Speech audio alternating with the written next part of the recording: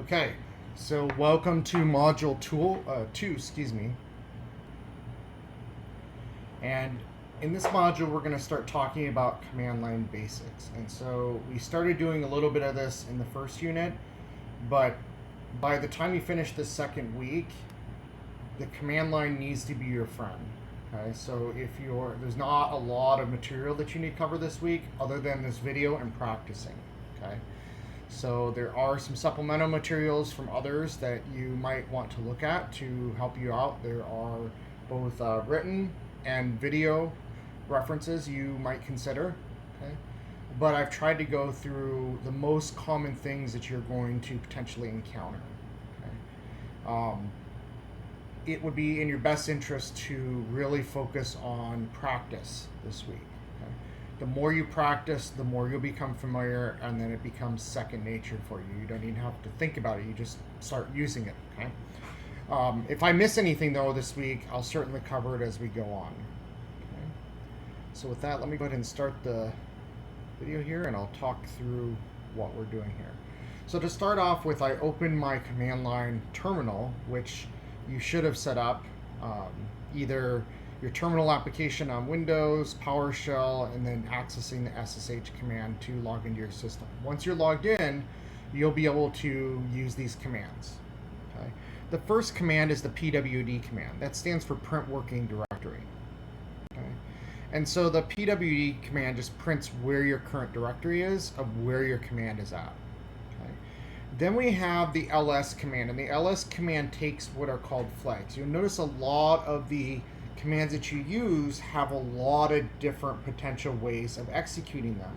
So let's take a step back to the command line and just talk about it in general. So when I want to do something on my Mac, normally I use my mouse and I click around and I can do things.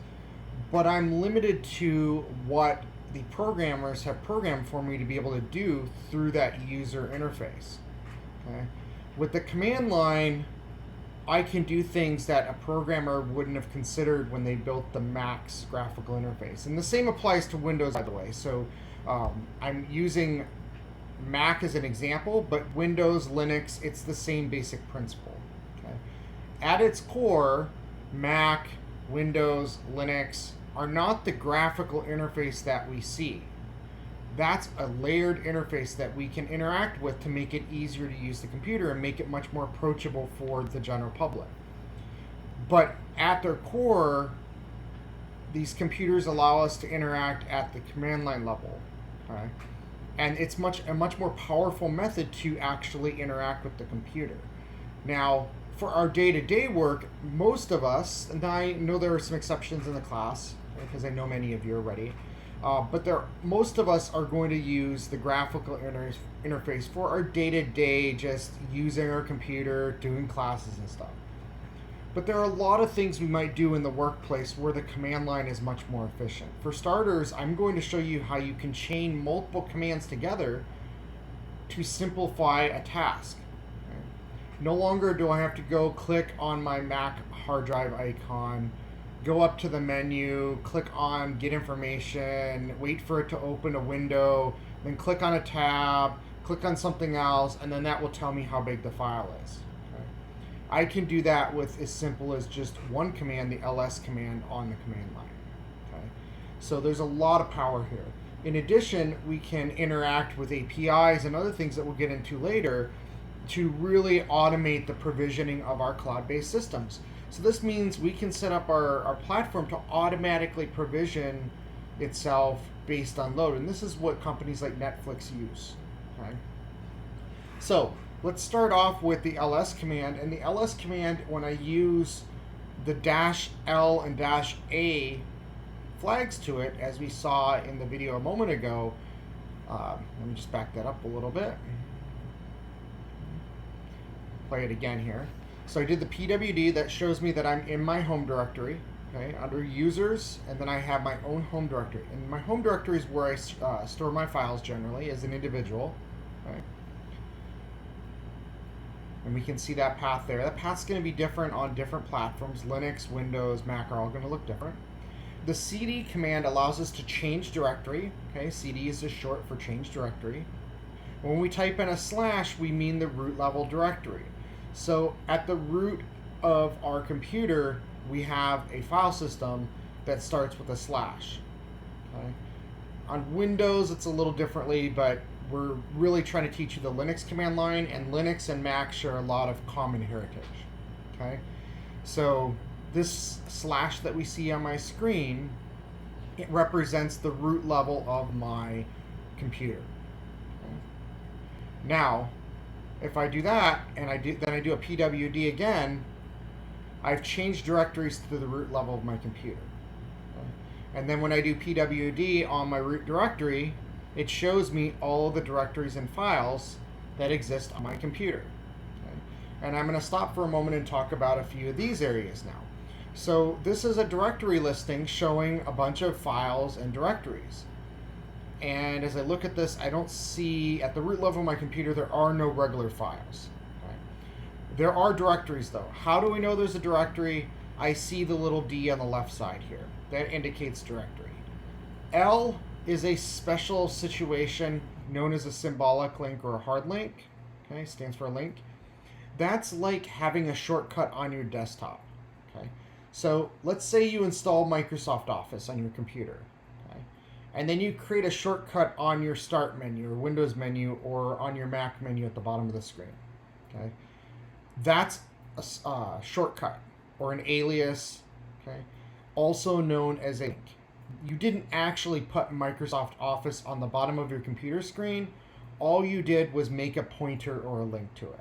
Okay, that's what the L stands for here. So we can see that etc, etc, is not really a directory. It's a link to a different directory called private etc. And we can see the same thing with home. That really points to system volumes data home. Okay, and we can use these links to represent other locations on our computer. So we could have another hard drive where our home directory is. Okay. Now, this is not as common these days, but this used to be the case where you might have multiple hard drives, and because they weren't very big, and so you might have your home directory on one hard drive, your applications on another, your music on another, that sort of thing. Okay. So we can use these symbolic links or hard links for that. We're not going to talk about that beyond what I'm talking about at this particular moment, but later on we can get into some situations where we might create links to files and directories. Okay. Now, as far as the directories go on a Mac, they're a little different because we've got the real graphic software from the Mac on there, and then we've got the underlying command line software. On a normal Linux machine, you're going to have things like bin, dev, etc, home, opt, sbin, user, var. Okay? You're not going to have applications and library and things like that. Those are Mac files. But you're going to install software potentially from the command line in the future, and it will automatically go to the right location.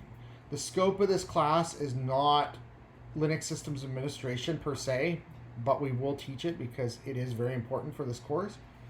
But you're going to do only software that's in a package format. So you're only going to install software from a package. And when it's in a package format, the system will automatically install it in the right directory. You don't have to worry about that. Okay? When we install software from what's called source, we literally compile the source code that the programmer wrote, and then we have to determine where we want to install that software. Okay? We don't need to worry about that in this class. Therefore, for the most part, you don't need to know what these directories are. There are a couple I'm going to mention today, but when we get to the point where we actually use them, I will mention them in more detail. So etc or etc is where we put configuration files generally. So let's say I'm going to build a web server in my cloud. Okay? My web server configuration file would go in the etc directory. Okay? And it would go into a special place, be named a certain way so my application can find it. We'll get into that when we get to that portion of the course later on. Okay? The home directory is generally where your home folder is located, where you keep your files. In the case of a Mac, though, it's in a different location. Okay?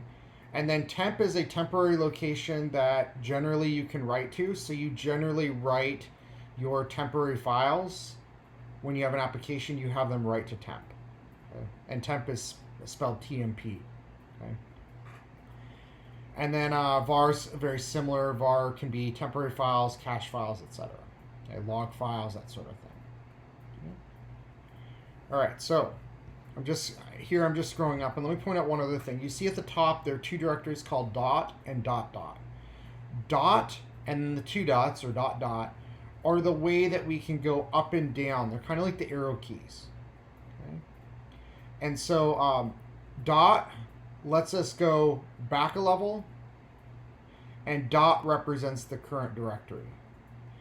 How do we go back down a level? We type in the actual directory name. So if I wanted to go up a level, I would do cd space dot dot. You'll see me do that later on for real in this demonstration. I'm at the root level. That's the highest that I can actually go. So there is no dot dot above the root level. Okay? If I do cd dot, then I'm just going to stay in the root directory. If I do cd space bin, then I'm going to change directory to the bin directory. Once I'm in that bin directory, I can use cd dot dot to go back to the root directory. I can also do cd slash. So let's say I'm 20 layers deep into a directory and I only want to go back 2 levels. I don't want to go all the way back to root. I can do something like cd space dot dot slash dot dot. So I can go back 2 levels. And we can do that 20 times if we want to. Okay. You'll discover with the command line there are a lot of different ways to accomplish the same task. Okay. All right. So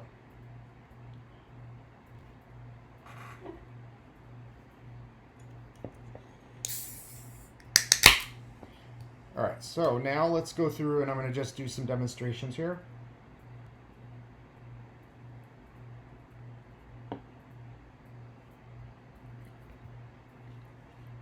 You can see I can highlight the different directories, which I just talked about. And then again, this is the permissions. So we have the D stands for a directory.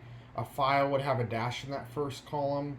And then the R stands for read, W stands for write, X stands for execute, like you can launch an application. The dash in the permission section, which starts at column 2 and goes to the right, those indicate that you don't have that permission.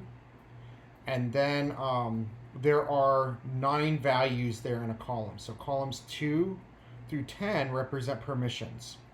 And so the first 3 RWX are for the user who owns the file owner. Okay.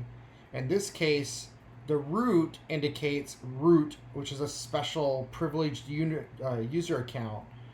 Think of root like the supreme being of the universe, if that sort of thing existed. Okay, it has the ultimate power to do anything. Think of it like a wizard.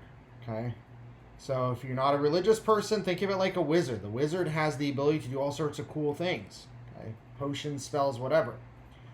The root user has that special permission as well. Okay?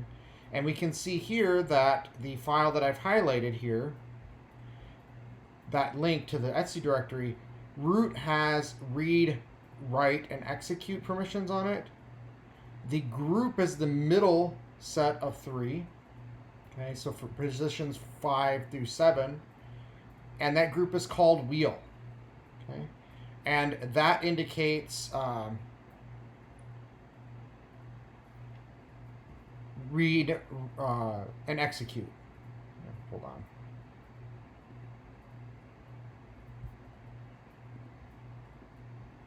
All right. Then the last 3 positions, so that would be positions 8, 9, and 10. Those represent the other, or just any general person who accesses the system, whether or not they're the owner or the group. Okay? So you can kind of think like the general public, although it wouldn't be the general public, it would be the general public of who's using your server. Okay? And generally you have a whole bunch of people in your organization who are using your server. So in this case, everybody else has read and execute permissions only on the etc directory. Okay. Now, we're talking about the Linux operating system permissions here. The reality is when we get into the security unit, we're going to talk about better ways to secure our systems. Okay. The permissions that are used here are the same types of permissions which have existed for about almost 50 years now. Okay. On these types of systems. Okay. All right, so now we're going to talk about the tilde. Tilde is a special character on your keyboard to the left of your 1 key. Okay, it's a squiggly line, looks like a little worm or a little snake. Okay. If we do cd space tilde, this is a shortcut to take us to our home directory. Okay. So if we do a tilde, we can say go to our home directory. And you can see when I did the PWD, I went back to my home directory, which is under what you can see on the screen there. Okay. We can also use the tilde as part of longer cd commands to take us to our home directory and then directories underneath our home directory. Okay. I can go back to the root. I can go and look at users and then my home directory there as well. Okay, accomplishes the same thing, but it takes me more typing. And one of the things we want to do here is we want to be more efficient because we're lazy. Okay, we don't want to do more work than we have to. We want to actually be as efficient as possible. So by doing that, we come up with the most efficient way. cd tilde is only 4 keystrokes, whereas cd/users and then cd, our username, is a lot more keystrokes. Okay. Now let's talk about the man command. Okay. The man command stands for manual. You'll notice that things are short. Okay, they're named short names for the most part. The reason for that is going back to the early days of this particular type of operating system. There wasn't a lot of memory in computers back then. So people came up with abbreviations for things, and those abbreviations still exist today, even though our computers have vast amounts of memory these days. So man stands for manual, and we can use man in combination with any other command to tell us how to use that command. So if I type the word man space ls, it's going to open the man command for the ls. Okay. Man space cd is going to do the same thing. Now cd is a special type of command. It's called a built-in. You can see it listed up here. Okay. It's a built-in command to our shell. Okay. And a shell is just a program that allows us to interact with the computer. And there are different shells. So I'm using, I believe I'm using ZSH, Z shell. Bash is another shell that's commonly used. Okay. But if you're a C programmer, you took C programming and you love using C, you can use the C shell. Okay. There are a lot of different shells. I don't even know how many anymore. Okay. But different shells are going to behave a little differently. Okay. But you can use whatever shell you want. Now the good news is when you set up your Linux virtual machine, it's going to default to some sort of shell. I believe that your Linux virtual machine that you get from Amazon and GCP are going to default to the bash shell. Okay. If you're using a Mac, you're going to have a Z shell when you first connect to your command line on the Mac, but as soon as you SSH to your server, it will replace that shell with a bash shell. Okay. And on Windows, whatever you set up when you install your command line tools, that's going to be whatever shell you have on Windows. And then, and I believe the default is just the PowerShell. Okay, it's Microsoft shell. And then once you connect to your SSH session, you're going to have the bash shell. Okay? Those of you using Cougar Apps and that secure shell, again, you're going to be basically the same thing. PowerShell, and then when you SSH, you're going to actually get the bash shell from the server. Okay? If you're one of the students who uses Linux, you're going to get whatever shell when you first connect to your machine, but when you SSH over, again, you're going to have bash. You can change that. That is beyond the scope of this class. You can go Google, how do I change my default shell on Linux, and that will tell you how to do that. Okay?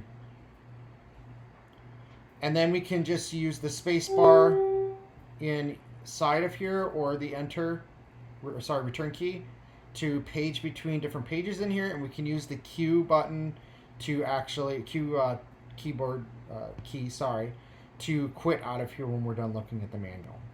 Okay. But when we page through here, we can see how to use the command. Okay. And I've linked in the actual module for this week the link to the command line manuals. Okay. There's also a book that you can go look at as well. You can buy a copy if you want. It's not required for the class. By the way, using command line, etc., there are a lot of free books from O'Reilly out on Safari Books Online through the library. Okay. So let's go ahead and pause here for a second. So I can ls, and I can go back from my home directory like I was mentioning earlier. You can cd ... to go back a directory.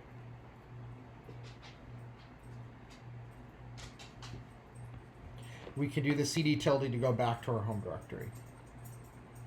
Okay.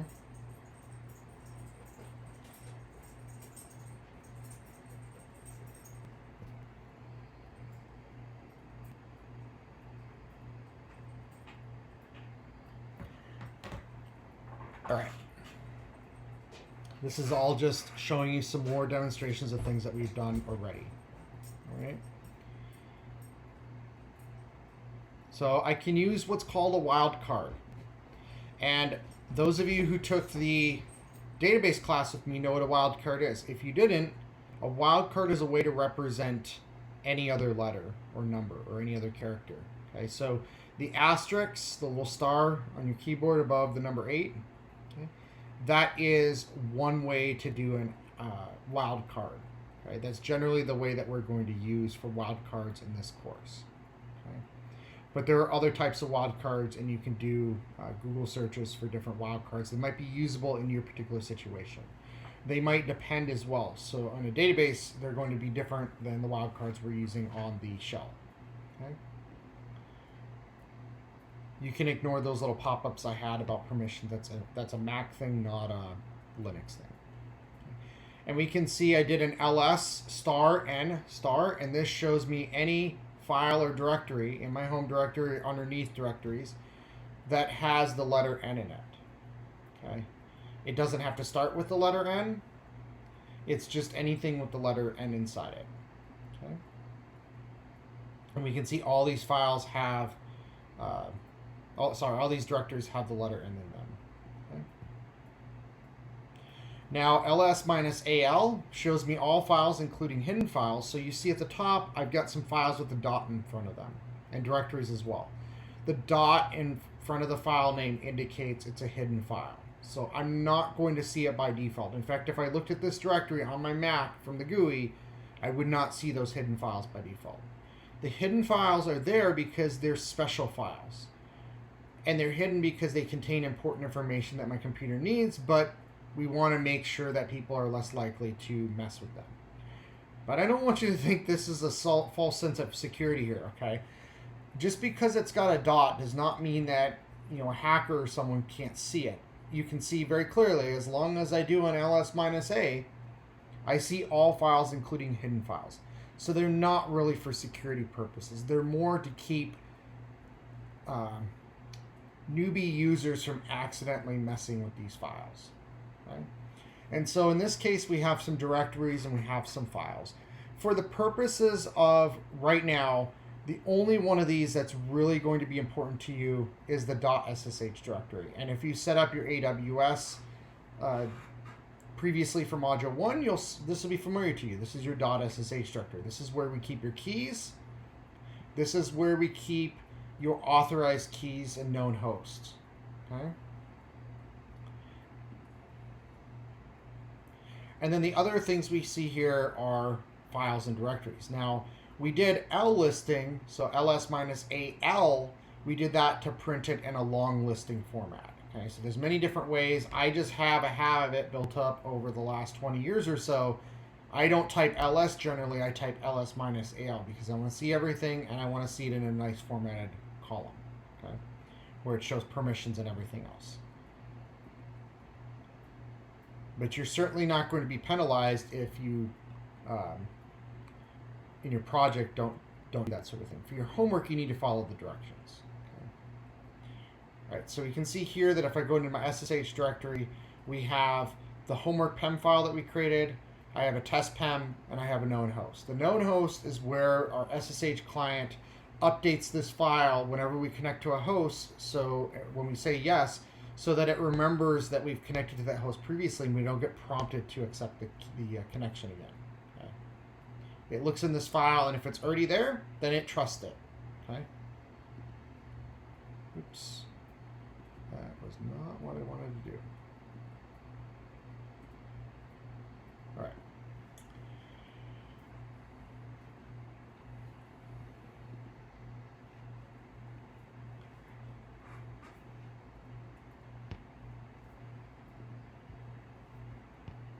Okay, so now we're back in our home directory, and we're going to start going through a variety of different commands. So first of all, we can cd to a directory, and we can say a portion of it and type star, and it's a wildcard to take us into that directory.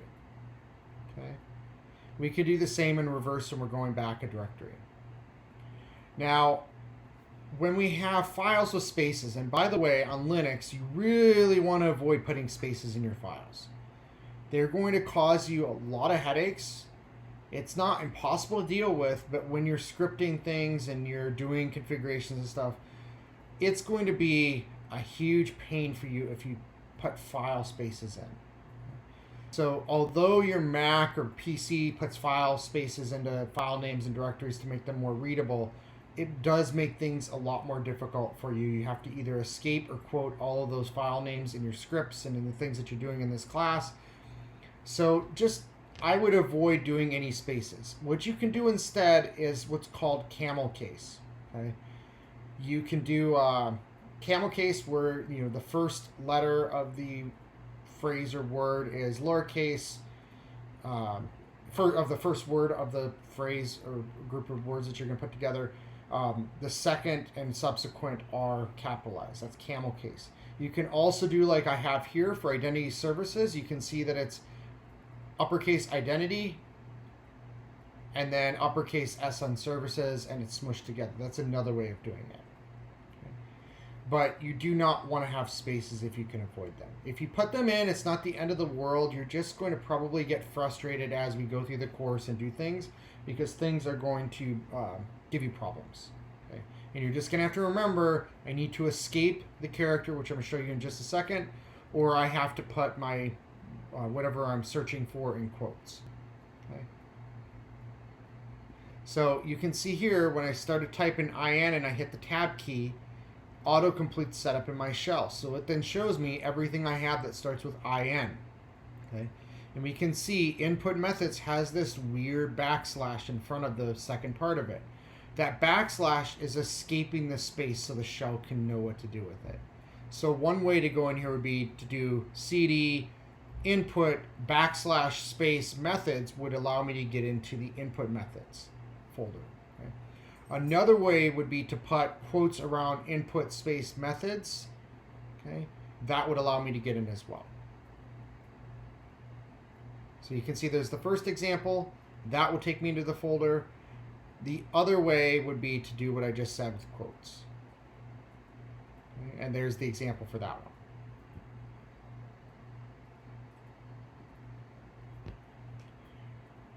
Okay.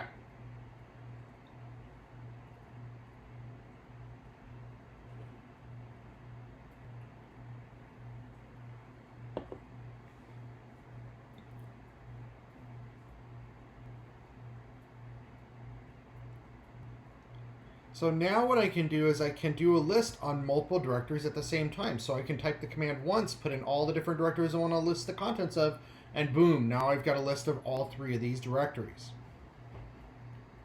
Because it's all about being efficient.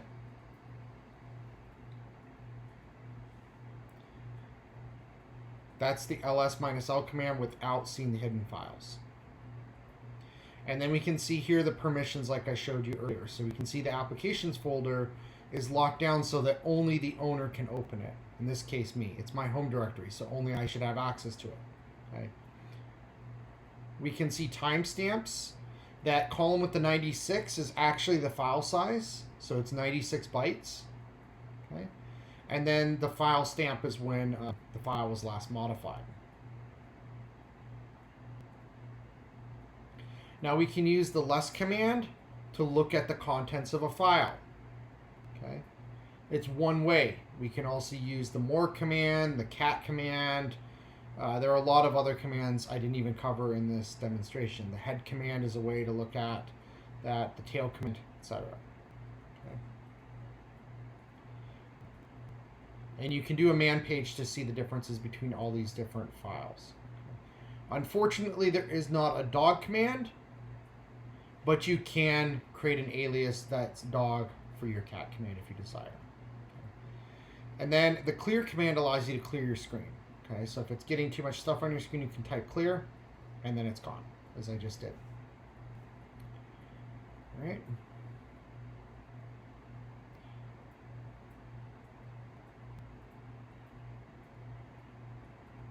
So now I've gone into the bin directory, and I can use a special command called the strings command. So if I've got an application, I'm not going to be able to view the application.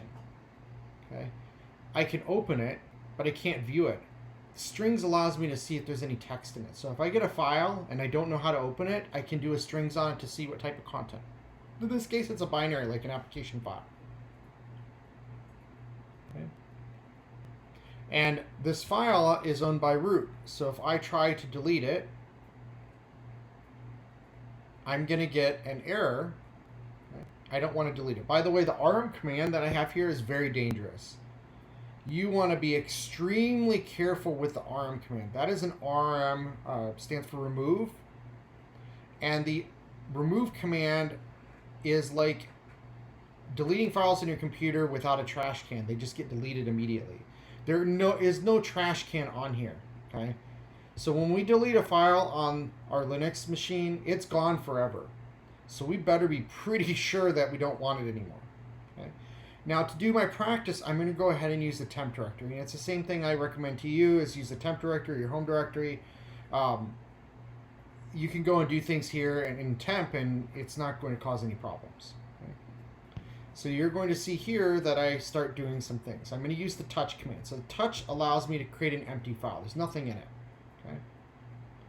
So I can go and create several empty files here. And then the cat command stands for concatenate, and this allows me to open the contents file and see what it is. But there's nothing in there yet. Okay. I can also use a wildcard to show multiple files. So I can do cat teststar.txt, and it shows me all of the files that have test.txt in the name.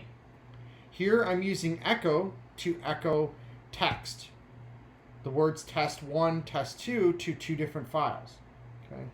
So the echo command is echoing the test1 and the test2, and then the little greater than, less than symbols there are basically doing a redirection of the output. Instead of being printed on the screen, that's saying redirect the output of the echo command to those files that I'm creating. Okay. If I did two little arrows, I would be appending the output of that command. So if I ran echo test1 redirect to test1.txt, and I did that a second time, I wouldn't have two lines of test1. I would only have one line. It would erase the contents of the file. If I want to append, I have to have two of those little arrow symbols. Okay, so I have to have two of those greater than symbols in order to do appending, and they have to be right next to each other. In this case, we're writing one line each to these files, and so now when we cap these two files, you see that they have contents in them. Okay? And we can then see which one has which content.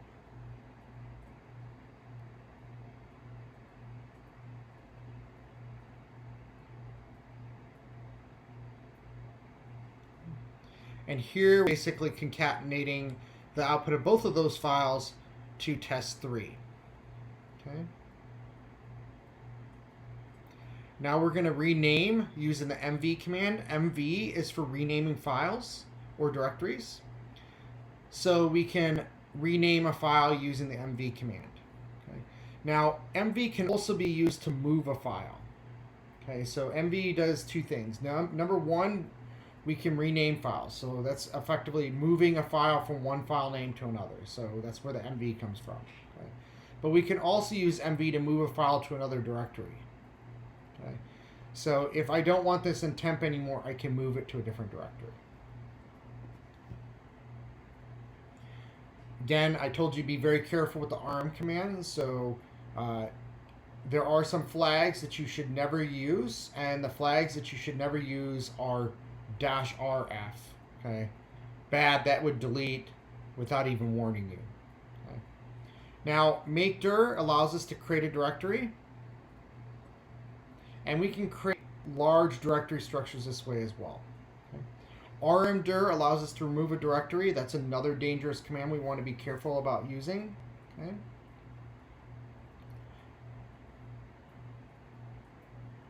So in this case, I'm going to go ahead and create a new tester.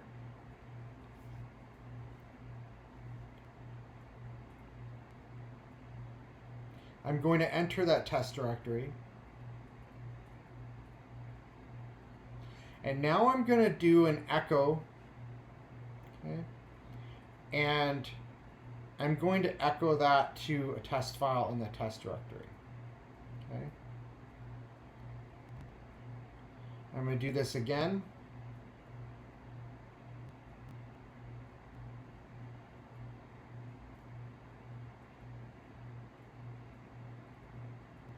And I'm going to do it a third time. Now I have 3 files in that directory.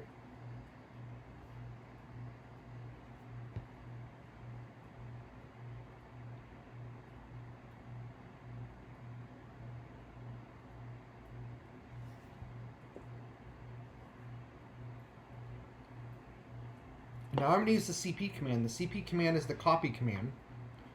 And I'm, instead of moving or renaming, I'm going to take the files here.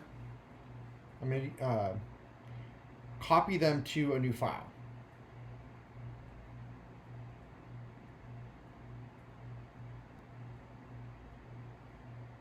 Sorry, new directory, my bad. So now they're in my temp directory directly. Okay.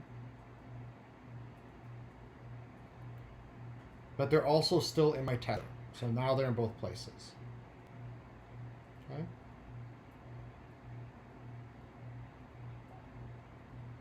So now I can list all of my test files with a wildcard. And I'm going to move and rename some of these file names. Okay. So now test is now test1.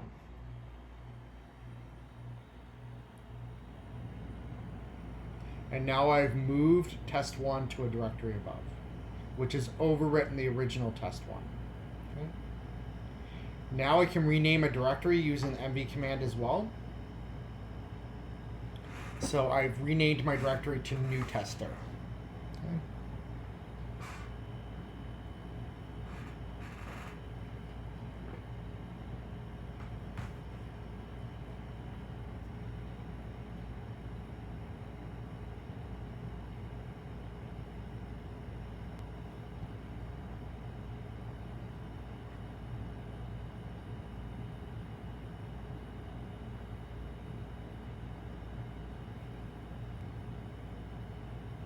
All right, so now we can use the type command to tell us what type of file or directory we have. So in this case, the ls and the cp commands are actual binaries, but the type is a built-in in the shell that we're using. Okay. Which command can tell us where something is located? Okay.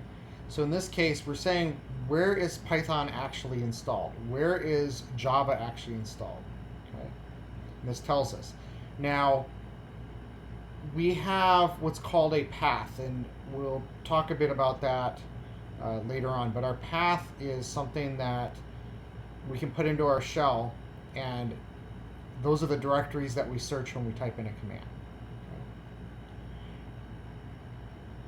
And again, we can use the man pages to look up things. Now, the man pages are also available on the internet, and I've linked those from the module for this week as well.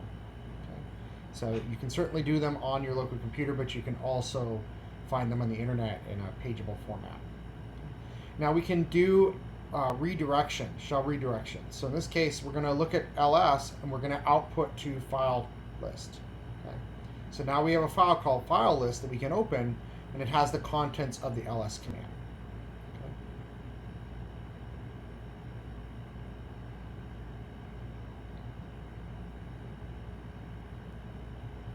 We can use history, and I'm going to pause on history for a second. History is a very valuable command for you to know. Okay. History is something that your shell does to retain a history of what you've done. Now, organizations may use this for auditing purposes, but this is very helpful for you when you've forgotten something you've typed. Now, it doesn't maintain necessarily an unlimited history, so you can configure how long the history is stored for. In this case, the last 564 commands have been retained. So I can see when I've made boo-boos and when I've done things correctly. Okay. But the cool thing about this is I don't have to remember what the shell command is. I can go back and look what I did previously. I can look at history and I can use some things which I didn't cover in this particular video, but I will cover as we progress through the course. Things like grep allow us to go and parse through content. Okay. We can do counts and things like that. But from here, we can use a shorthand to go and rerun these commands. So if we know what number it is, we can just use exclamation point, followed immediately, no space, by the number of the command. It will rerun that exact command. Okay. So as an example, if I want to run more file lists, I just do exclamation 564, and it reruns that command. Okay. Now I can redirect output as a pending as well as just doing it as a new line. Okay. So here I'm taking file list, okay, and I've redirected another set of output on below the existing output from previous. Okay. I can use the sort command, and I can take input from another file. Okay, so when I reverse the location or the direction of that greater than less than symbol, when I reverse it, it becomes a redirection from the output file. And I can take it as input. So instead of typing something on the keyboard, I can use what's already in a file as input. That's what I'm doing here. So I'm taking what's in file list.txt, I'm taking as input to sort, and then once the sort command runs, I'm outputting it to a sorted file list.txt. Okay? So let's pause for a second, go back just a second there. And I'll show you that command again. And wait till it types out, and then, oops.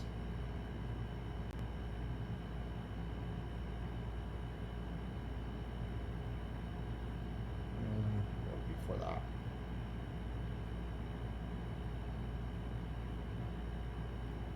So, oops, not quite far enough.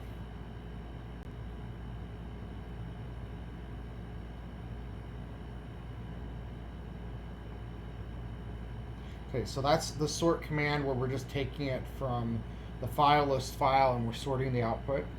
Okay, and we can see on our screen here that we have alphabetical C, D, E, F, etc. Okay.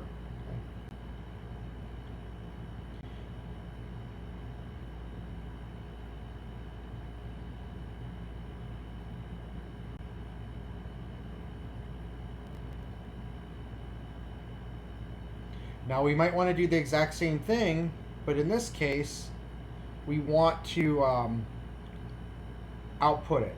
Okay, so we sort. We're telling it with that symbol pointing to the left. We're saying take the input for sort from filelist.txt. Okay, so we're going to take our input from there as opposed to typing in what we're going to sort. It's going to read filelist.txt. Take all the data that's in that file and send that data to the sort command here on the left. When it's finished running the sort command, it's going to move to the right here, and we've got that little arrow key there. it's going to say now send that output that we just got from sort over to our sorted file list.txt file. Okay? And now we'll be able to open that sorted file list.txt and see the sorted version of file list. Okay? So we're taking input from file list, sending it to the sort command. When the sort command finishes running, it's going to send its output to sorted file list. Okay? So now we can chain things together using files for input, files for output, and we won't see the results on the screen. Okay? If we want to see the files, we have to then open up that file list, which we just did here. Okay? Now we're going to move on to another command called diff. Diff is great. Okay? Diff allows us to see the differences in files or the contents of files. Okay? So let's say I take a directory listing today, and then you do your homework, and then I take a directory listing tomorrow. You'd have to manually go through that file and figure out what changed. But with the diff command, you can compare two files. So imagine, and this is kind of like the track changes in Word actually, if you think about it. The diff command is just like having track changes on in Word, except it's useful for the work you're doing in this class. So if you're outputting things as you go along to a file, you can diff them and have a list of the things that you changed. Okay, so I'll show you here, file list, and then sorted file list. And we can see these arrows that go two directions. The ones that point to the left are in the file on the left that we typed in a moment ago, okay, file list. The ones with the arrow pointing to the right are in the sorted file list. So we can now see the differences between these two files. Okay.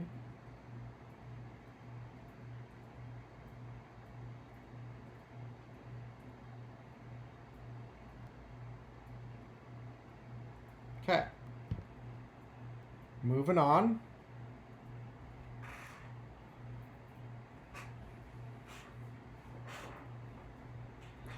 Now we can pipe things, okay? That little up and down line, which is above your return key on your keyboard, or it should be, okay? Assuming you're using a QWERTY style keyboard mapping. That is called the pipe symbol. It doesn't matter if it's a solid line or it's two little lines with a space between them. Okay. Generally on a PC, you're going to have a little space on your keyboard between them. If you're using a Mac, it's probably going to just be a solid line. Okay. It's the exact same thing. So you can see I'm doing an ls and I'm piping it to more or piping it to less. So I can send the output of the ls command, pipe it to another command, so I can chain multiple commands together. Okay.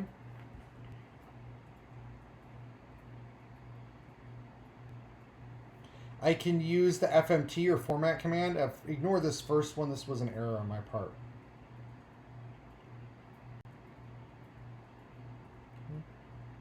But I can pipe the output of that file that I'm looking at from the cat command, and now it's formatted in a different way. Okay.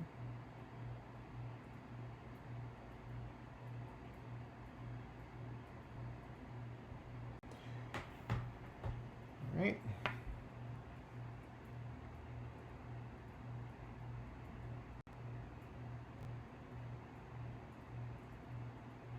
Now let's talk about tar.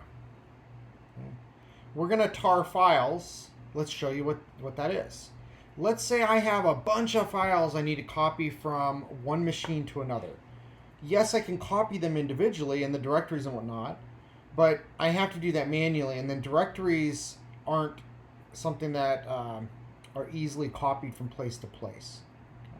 So what we do instead is we copy them into an archive. It's like backing them up is another way of thinking about it. TAR stands for tape archive. Now, no, we're not using tape anymore. Companies do use tape. Irrelevant to this class. Okay? We're going to use the tar command because tar is how you archive things, even though we don't use tapes anymore. So by doing tar with the files that we want to package up, we can take a copy of either files or directories or both and have an exact replica that we can then move to another system. Okay. So I'm only showing you an example with actual files, but we could just as easily take my whole home directory, tar it up, copy that one file over to another computer, and untar it, and my home directory would look exactly the same. Okay. Now, if we have a lot of large files, that would take a long time, even with a tar file, because the tar file is not going to speed up the process of the file copy. All it's going to do is make it where we don't have to copy a bunch of different files. Okay. We can do what's called a compress or a gzip of the file to make it smaller. So when we use tar, we generally also use a gzip to make it smaller. So here what I'm doing is I'm combining the files into a file called test.tar. Okay. So tar space minus cvf space test.tar will create a test.tar file, and then whatever I put after that point is what it's going to include. So in this case, it's test star. It will include all the test, any files with the test in the name. If there were directories with test in the name that started with test in the name, those would be included as well. Okay. So now we can see we have a tar file here. Okay. If I do tar minus tvf, this just prints out what it would do if it untarred the file. It's not actually doing that with tvf. It's kind of like a test. You can think of it as testing it. Now let's just say I removed all those test files, and now I'm actually going to extract. That's what the x is here. Minus xvf means I'm going to extract the test.tar file. Boom, they're back. Okay, so it's a very easy way for you to back things up locally on your machine. Now I mentioned gzip. Once I've tarred the file, I can gzip the file, which compresses it, makes it smaller. Now I can simplify things to untar it. On my destination system, I can just tar minus tzvf. I don't have to use the gunzip command. I can just use one command to untar and unzip the file at the same time. Okay. So I have the T version of this is basically just testing it. Okay. Now if I remove these files, I can actually extract it using the X version of this. Boom. And so now it extracted and it untarred. Okay.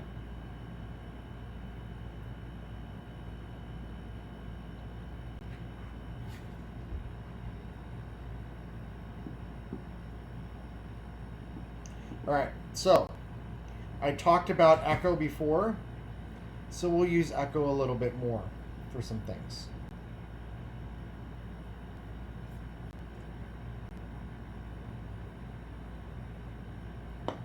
We can use it to echo out a variety of output, including things that use variables, so we don't actually have to go and manually type command over and over again. Okay. So in this case, if I do an echo C star, this is going to echo out everything in my current directory with a C in it. T star, everything with a T in it. Okay. Tilde is going to echo out my home directory. Echo is another way of saying print. Okay, but not printing to a printer.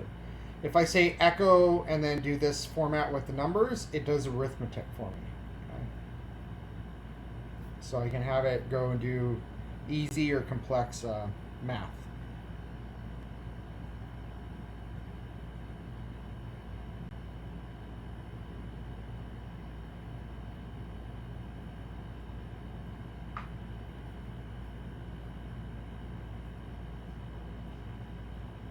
So here's another way of using echo. I can go and create file names based on having these numbers and letters in a list here, and it would go out and create a bunch of file names with those numbers and letters. It would go through that list of characters in the brackets, braces there, the curly braces, and output them to a bunch of files. That was my mistake the first time. Okay. But at least it tells you. So there we go. Now it's basically would have created these files if I was actually creating the files. I just echoed them.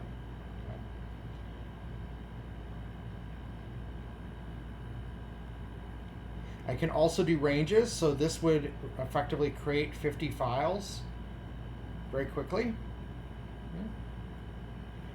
This would do the same thing with the alphabet in reverse order.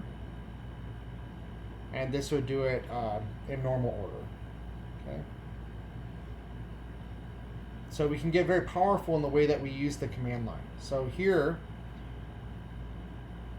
I'm going to echo out a bunch of file names named with letters and numbers and stuff like that. Okay? If I want to actually create them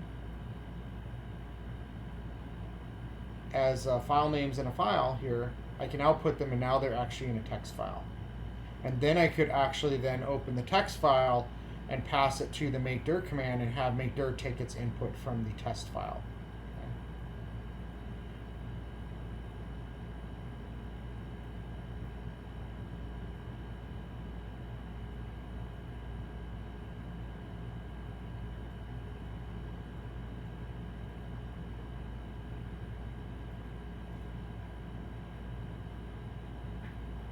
So here, instead of using echo, what I'm going to do is I'm actually going to create a sequence of directories named in certain ways. So the first part of the directory name is going to have the year, and I've given it a date range. Okay. The second part is going to have the month, but only for the first 9 months where there's a 0 in front of it. Okay. And then I'm also going to create directories the same thing, but this time I'm going to create them for the higher numbered months. Now there are better and more efficient ways of doing this, but I wanted to show you something fairly simple. Okay? If you think about it, this is kind of the basics of doing a shell script. Okay? And now instead of creating all those directories manually, I created them with fewer lines of text. Okay? I can echo my user, I can echo my shell that I'm using, and you can see in my Mac here I'm using the Z shell. If it were bash, it would say bash. I can print all my different environment variables. Okay, these are set on my system, and I can set them differently if I wish. Okay.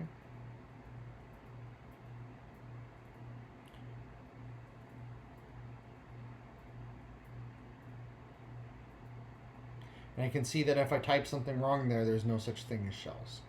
Okay, so it's going to report back nothing.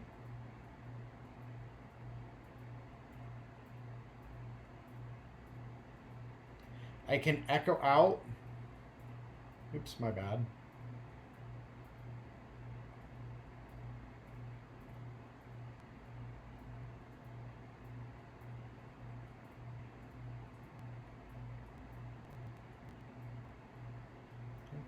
I can echo out the output of ls. Okay, right there. So there's a lot of power that the command line gives us.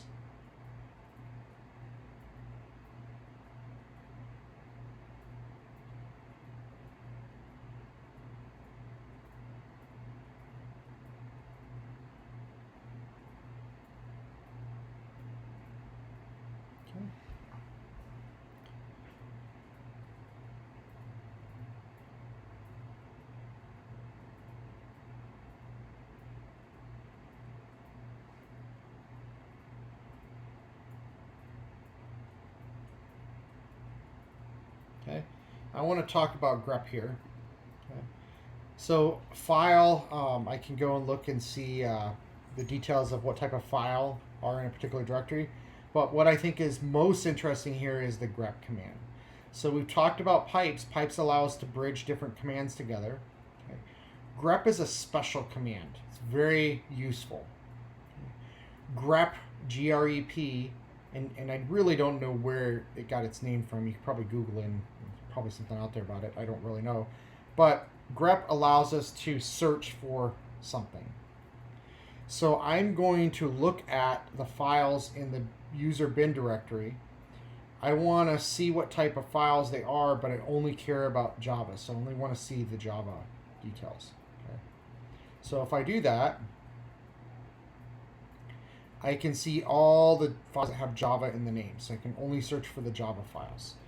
Now I can use grep with -v, and you can man page grep to see the details, but I can use -v to tell me all the files that don't have Java in the name. Okay, so it can be very powerful to both find information, exclude information. Okay.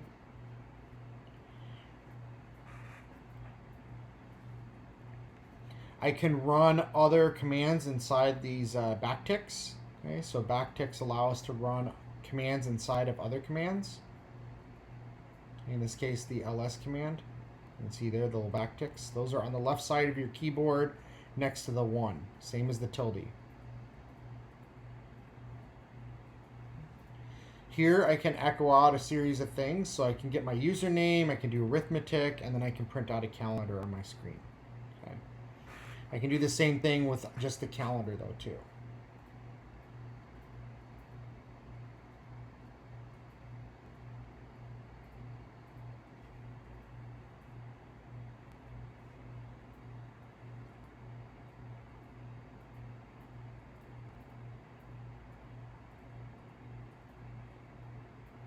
Okay.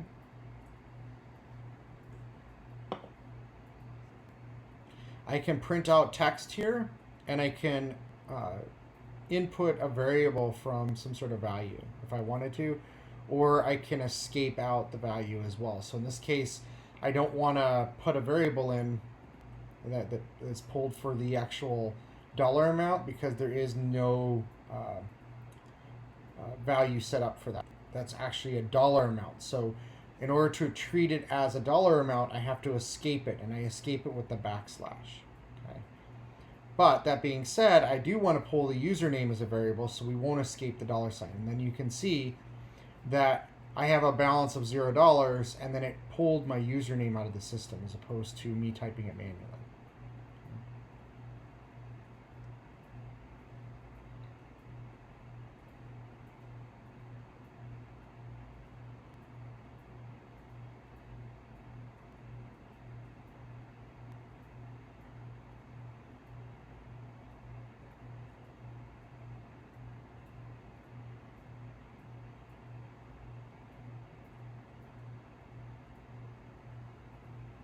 Okay, now let's talk about permissions. So we're going to start going through and changing permissions and ownership on files just to show you what this is like.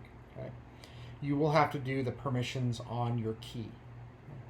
And so we do permission changes using the chmod command. Okay.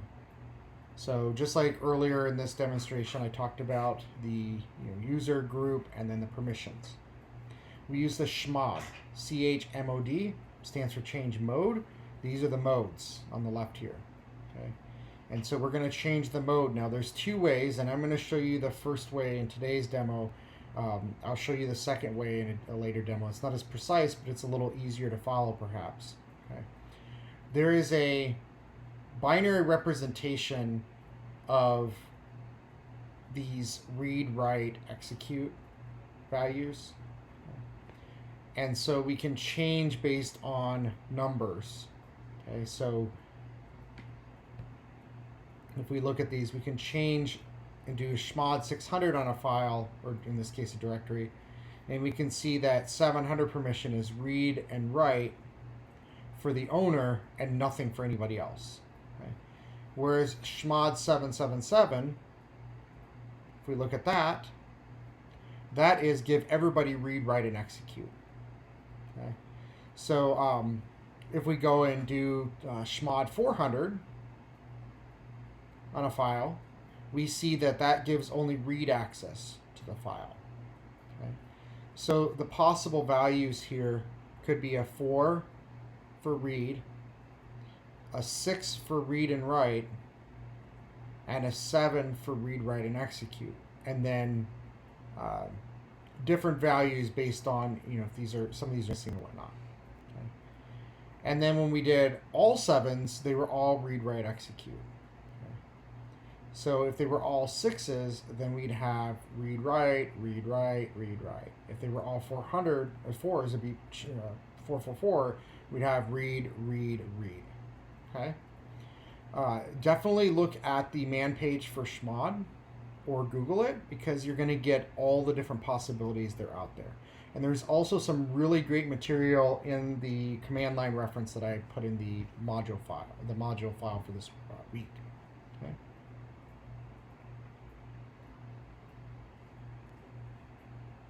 Now let's talk about SU and sudo. These are dangerous. Okay.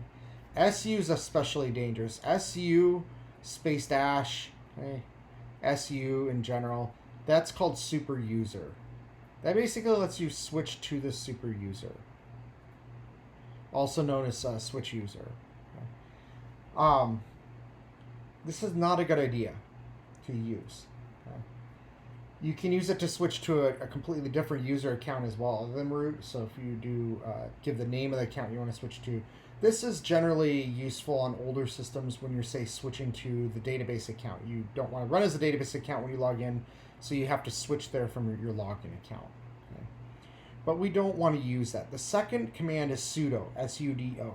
Sudo's dangerous to use with root, but it's not as dangerous if you're using this for a specific command. So the way that sudo is generally used is you set up what's called a sudoers file, and sudo stands for super user do. Okay?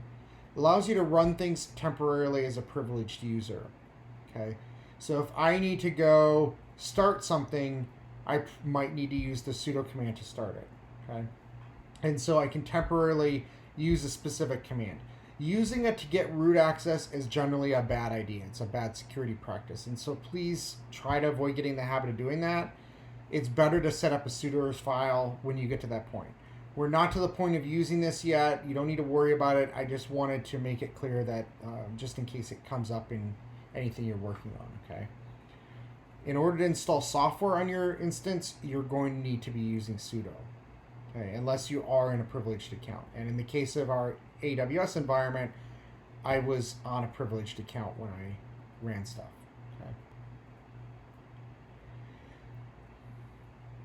Okay, so here, if I want to do the ls with sudo, I can, and that will prompt for my password the first time. This is not a privileged directory, so it's not going to be a problem for me to look at it. But if I wanted to run a privileged command, I could. Chown is something that is going to require me to run it as a privileged user. So if I had to change ownership of the 2019 12 file to root, I can't do that. But if I do sudo chown root, I can. And now you can see that I've changed the username. chgroup is what we can use to change the group, but we are not going to need to do that here. Okay. But if we had other groups, which my machine doesn't, we could change the group to whatever. Okay. But we don't have another group on my computer.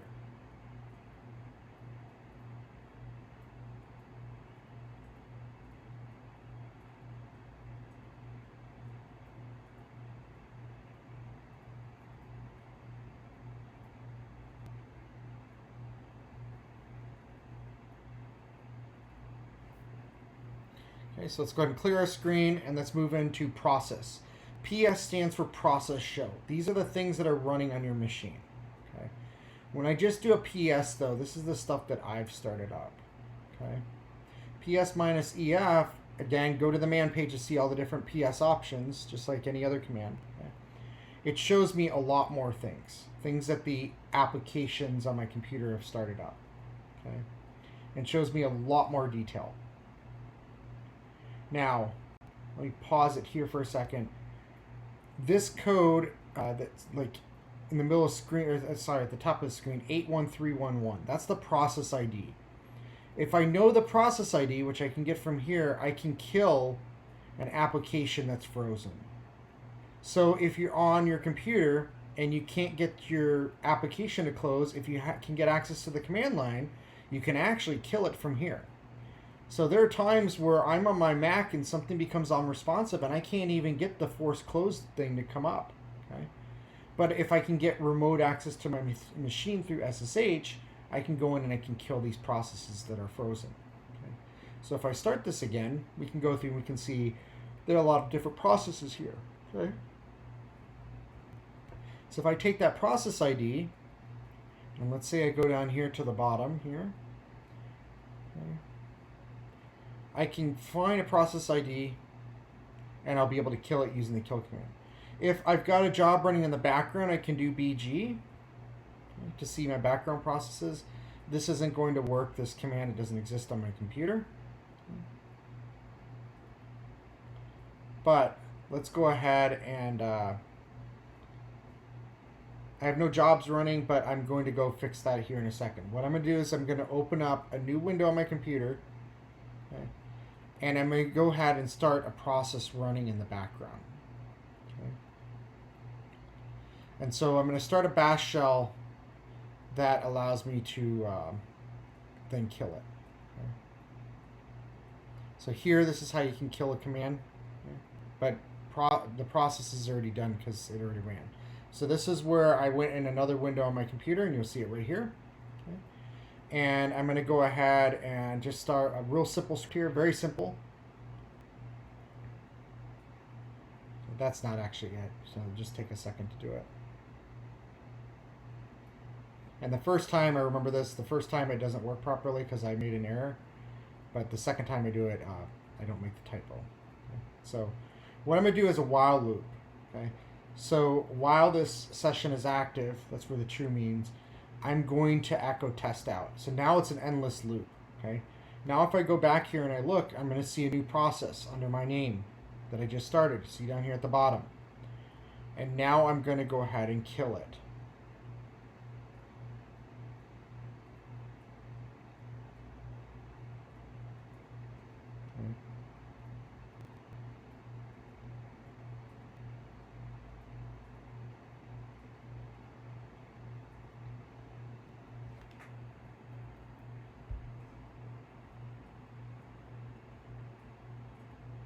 And so we see that process at the end that I just mentioned. I'm going to go ahead and kill it now. So it's running. Now I'm going to go here and I'm going to kill it. So I go kill -9. I'm sending a 9 signal. Okay. And if you Google or look at the man page for kill, you see what I mean. There's different process types, or signal types. Now it's killed. Okay. So I've stopped that running loop. Okay.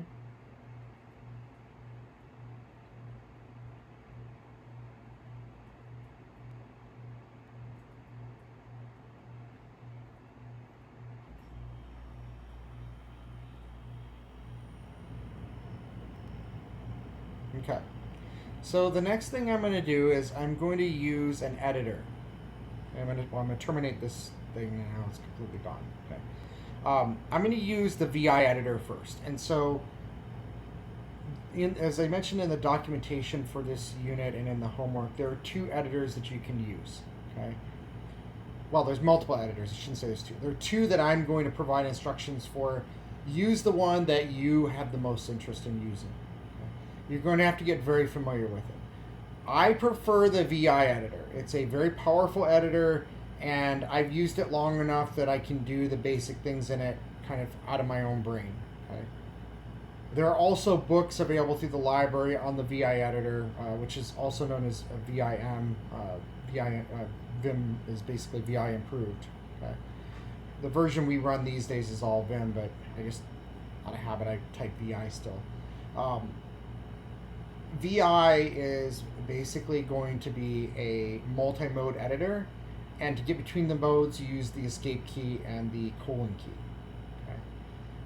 My instructions cover both for the homework. Okay. As we move forward, though, future homework assignments where I have you edit a file, I'm not going to say use VI, use Nano, which is the other one that I'll show you. I'm just going to say edit the file, and you're going to be expected to just pick up whichever editor you need to use and you want to use to edit the file. I'm not going to show you what you need to edit specifically anymore after the second homework. Okay, so I would pick one and stick with it the rest of the course. I've linked in the module the book that you can access in the library that teaches you VIM. It's a good reference, so it's not something you have to read. It's more of a reference book. Okay. There's a lot of reference books out there. Nano, on the other hand, does not have a reference book that I could find. So for Nano, you're just going to have to go out and read the online documentation if you want to use Nano. Now, Nano is using menus, and the menus use your keyboard. So in the homework assignment for this week, I talk about the keyboard commands for both VI and for Nano. Take your pick. I'm going to real quickly show you both. Okay? But keep in mind, I don't actually use Nano myself, so it's going to be a very quick demo. So VI, when I start out, I'm in view mode. I can then hit escape, I. That takes me into insert mode where I can actually edit. Okay? And now I can just do shortcuts to create new lines. So I can type it once, hit YYP, and now I make the line again. Now when I get 10 of them in there, I go back up to the top and I say 10 YYP, Now it's going to start pasting 10 lines at a time. Okay, so that's really helpful for me when I'm trying to type a bunch of text of the same thing particularly. Okay, so what I just did there, let's scroll back. Oops, scroll back to that. :W exclamation or :W saves the file. You can see that at the bottom. Okay, this command here, when I go in and I do a %(s), this is a search and replace. There is another command on the Linux command line called sed, and sed is a way to do find and replace of things.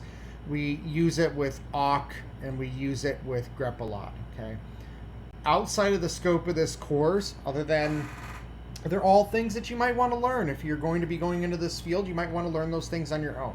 Okay, we're not going to use those in this class, but we will use the search capability here in VI to do a quick search and replace. So let's say I want to replace the word text. This is like doing find and replace in Word. I do the :s/test/test, and then I'm going to add a little bit more text to this. Okay, so space for class, / and then I put a G on the end, and then I hit enter. Now it's replaced the word text with test with test for class. You're going to do an exercise like this in your homework assignment. A little story I wrote about Clyde, Hyde, Clyde, and some others. Okay, so you're going to do a find and replace. Now you can either use VI for that, or you can use Nano for that. Okay? And so Nano, we open the file, the editor looks a little different. Okay? The menus here, the little caret icon, the little I don't know. I know it's the caret. I don't know how to describe it. The little arrow pointing thing. That's your control key. Some keyboards will show on the control key the little triangle thing. Okay. All right. And so you can go and use the commands here to find things. Okay. You can see I'm used to VI because I'm typing VI commands.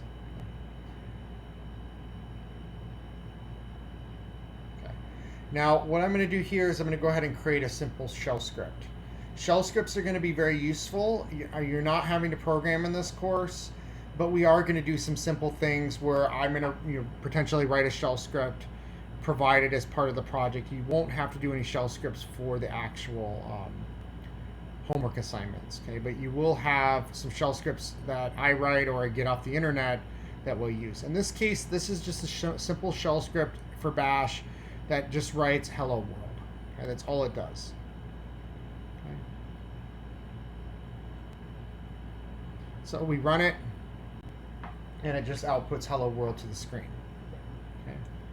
Now we can take that script, and we can just have it output. In this case, we're going to have it append to a file in temp. That's our script log. Okay. And boom, we've run our first script. And you say, well, nothing happened. Well, now let's look in temp, and let's look at this file that's called script log, and that will output the text that we actually did in our script. Okay. All right. So that's just a very simple script. You can go test that, and you can say you've written a shell script. Okay.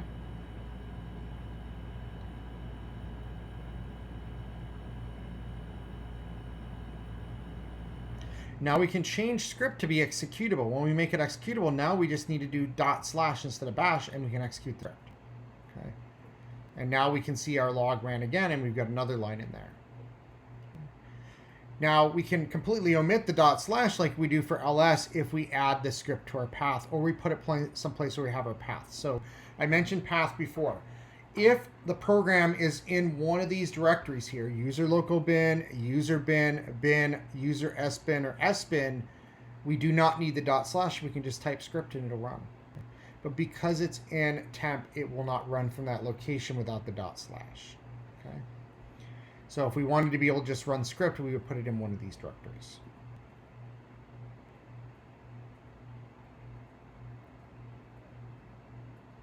And so we typically use the bin directories for built-in stuff. Usually we use user bin for built-in applications. User local bin is where we tend to install our software, maybe opt bin, that sort of thing. User SBIN and SBIN are for privileged applications that need to run as root. Okay. Now, if we go to Etsy and we look at profile, we can see this is a default profile that everybody gets when they log in if they're using Bash. Okay, and we don't have our own profile in our own directory. Okay, but we could create our own profile and we could set aliases and our path and other things in there. Okay, our environment, etc.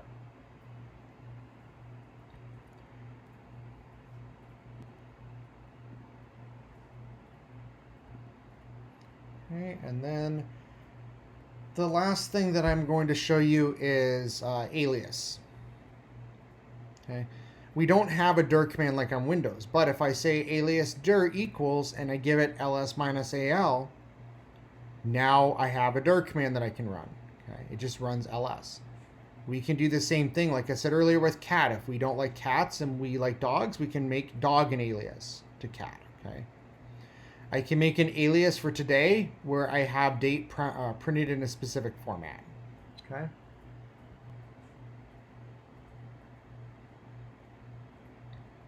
So if we do that, we can see that if I type today, oops, it prints the date. But we can see I made an error and I put an extra comma in there. So now I can just go change the alias by retyping that out. Or another trick in Shell is to just hit your up arrow and it goes through your history and pulls up the last commands that you ran. Okay. So get rid of that extra comma, and now if I type today, it's fixed. Okay.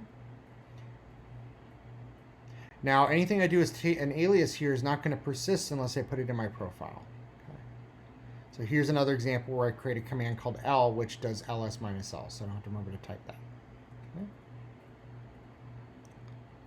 All right, that's your intro to the command line.